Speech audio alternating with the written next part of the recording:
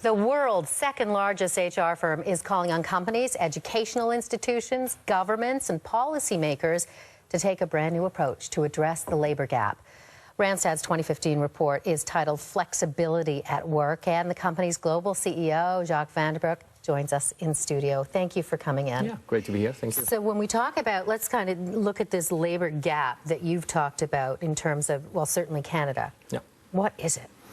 Yeah, labor gap, we'd like to call it mismatch. So what you see is there's still a demand for jobs, mostly in skilled trades, but also in what we call STEM jobs, so technology jobs, mathematics. But at the same time, the capabilities and qualifications of people are not up to that. So it's a mismatch. So you're saying, so these jobs are there for the taking, they just don't have this, the number of people with those skills. Yep, absolutely. And the labor market as such, and also jobs in general, are changing very fast. And then, yeah, we need to get together, as you mentioned in the introduction, companies such as ours, governments, and also education institutions, to look at this, because people can change their qualifications. We can do something about this. And it is a massive call to action, because it would be, a multifaceted approach with all of the different areas that your company looked at. Let me ask you about, with regard to the labor gap, you talk about the market being inflexible. Yeah. How so? Well, it's very important that people get into the labor market and that it's easy to change jobs, because well, you can get new qualifications by getting an education, but we firmly believe, and we have the experience, that people also get qualifications or qualified for a job by just doing a job. A great example was in our home country, in the Netherlands, where we took 10,000 unemployed youth in 8 weeks to a job.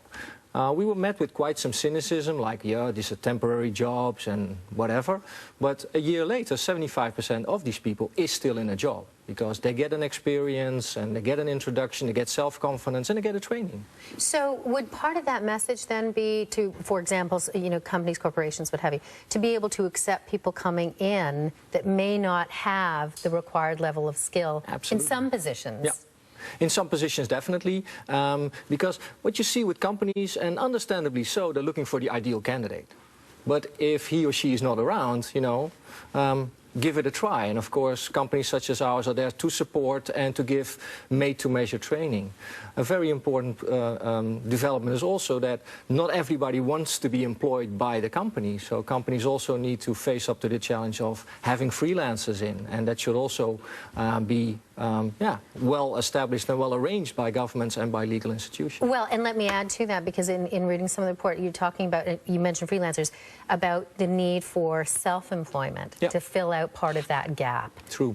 It's the public debate, certainly in Europe, is a bit defensive, as in a labor market is getting more flexible. So around 30% of the people will not be employed by an employer. And for many of those, it's a positive choice. It's not a negative choice. So we say it's about work. It's not about a job, and I think that's the big challenge for us. And so are the benefits that don't go with being self-employed for a lot of people, right? That's a big problem. Yeah, true. But again, in Europe, we are experimenting with banks to give people mortgages, because it's about your employability. It's not that you get a mortgage because you've been working for 20 years. It's very important that you can keep working.